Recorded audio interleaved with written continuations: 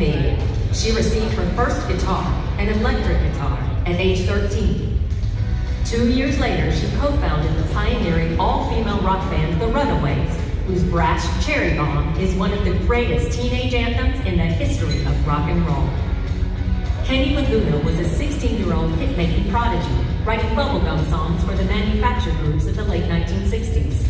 In the 70s, he wrote and produced new wave British punk hits for the legendary Berserkly record label. In 1979, Kenny was asked to help finish the final Runaways tracks. At the urging of his wife, Meryl, Kenny agreed, and Joan found her musical soulmate. The two have collaborated on every Joan Jett record since. Joan's eponymous solo debut album was rejected by 23 labels, so the duo formed Blackheart Records in 1980, making Joan the first female artist to own and have direct control over an independent record company. It was Kenny's wife, Meryl, who raised $5,000 to finance the printing and pressing. She got the money by emptying their daughter Carrie Ann's college fund. They distributed the record themselves, selling copies for the trunk of Kenny's car. When demand outstripped inventory, the album was picked up by Boardwalk Records, which reissued it as Bad Reputation. Today, Blackheart Records is nearly 40 and run by Carrie Ann. The label has helmed releases by hip-hop artists Big Daddy Kane and Professor Griff, and punk acts like the Eyeliners and the Dolly Rots. With Kenny, Joan formed the Blackhearts. Their first album, I Love Rock and Roll, came out in December of 1981. Its impact on the music scene was immediate, with the LP reaching the top 5, while the single, I Love Rock and Roll, landed on the Billboard chart March 20th, 1982, and stayed at #1 for 7 weeks. More hit singles followed, her versions of Tommy James's Crimson and Clover, and Jerry Glitter's Do You Want to Touch Me, and the self-penned Bad Reputation and I Hate Myself for Loving You. By the end of the 80s, Joan Jett and the Blackhearts had amassed a decade of anthems that dominated MTV. She stormed into the 90s as a mentor and inspiration to the Riot Girl movement, working with Kathleen Hanna of Bikini Kill and Pat Yellen of Babes in Toyland. Joan Jett and the Blackhearts joined the band's Warped Tour in 2006 and again in 2018, playing with fans who had idolized her for decades and for screaming throngs of kids who live and love rock and roll. All around the same age Joan was when she picked up a guitar and formed the Runaways. Joan Jett achieved rock and roll icon status one show, one power chord at a time. Through it all, one constant has remained: Kenny Laguna, an unconditional relationship based on mutual respect. She walks it like she talks it, Kenny says, the real deal 24/7. At 16, she was on a path to the Hall of Fame. Tonight, IEBA honors Hall of Fame inductees Joan Jett and Kenny Laguna. Ladies and gentlemen, a huge IEBA welcome for Joan Jett and Kenny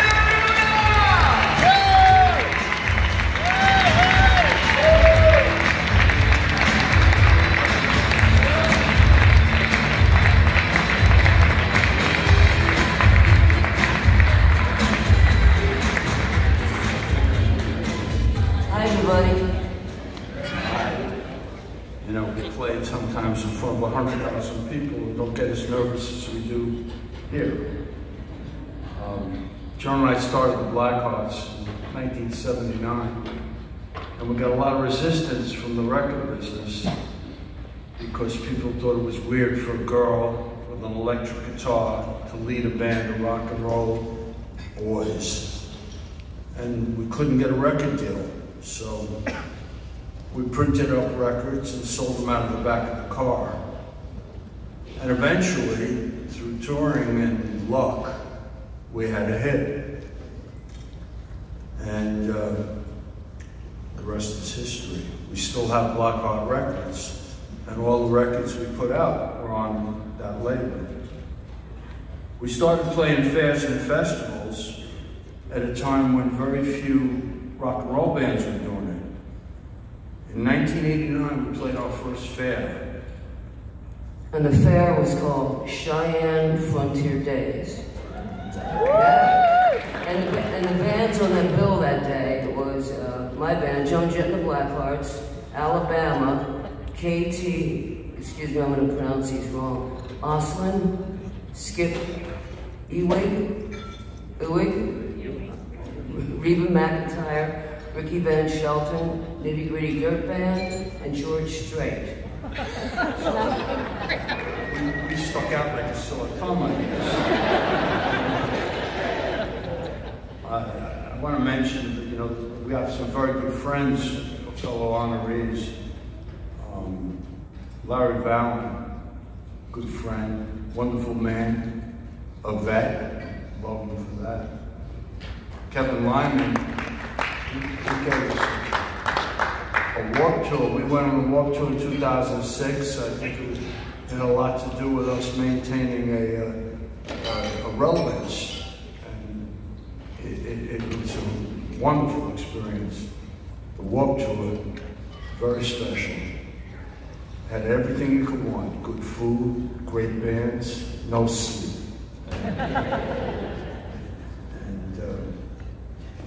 Rod Essett, great man. And Joan Jett. Joan Jett's been famous since she was a teenager, and the most humble, down-to-earth person you could ever meet. A very good person, and never let her success get her carried away. She's a wonderful person. There you go. You're wonderful too. We're a little discombobulated. We just did 5 months or 6 months tour. It ended last weekend and we flew here. And we're trying to maintain some kind of I got it. You gotta see the movie, then you'll understand. We want to acknowledge our first agency, FBI, John Huey, Ian Copeland, Rick Shore, and Pamela Burke. And John Huey is still with us, of course, at CAA.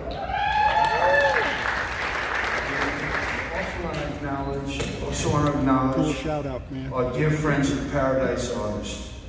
Howie Silverman, Bob Burke, Charlie Davis, Rick Shaw, Jim Lenz, who's somewhere else now, Bobby Lee. And most importantly, I want to acknowledge and remember our dear friend and agent, Bill Manott. We'll always miss him.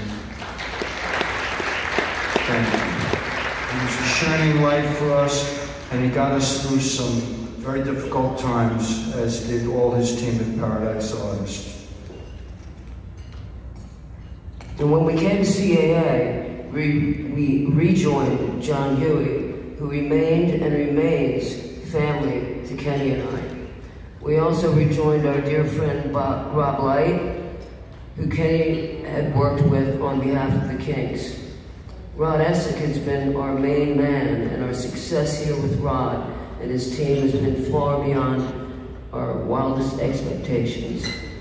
We love our CAA family, Megan Gray, Lucy Cusack, Brian Hill, Robert Norman, and Brian Laux.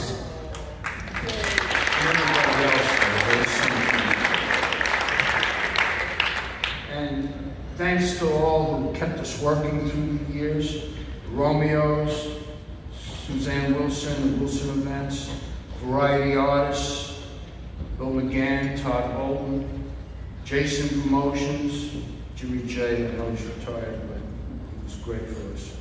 Triangle Talent, David Snowden, Bob Babish, AEG, Live Nation. It's been a joyful experience to watch the melding of rock and roll and country entertainment. After all, rock and roll comes from country and blues, at least in my opinion. What it all shares is the truly American musical experience. The music IEBA brings is the unique and joyful creation that America has brought to the world. And all the world loves our American invention. Thank you all for this honor.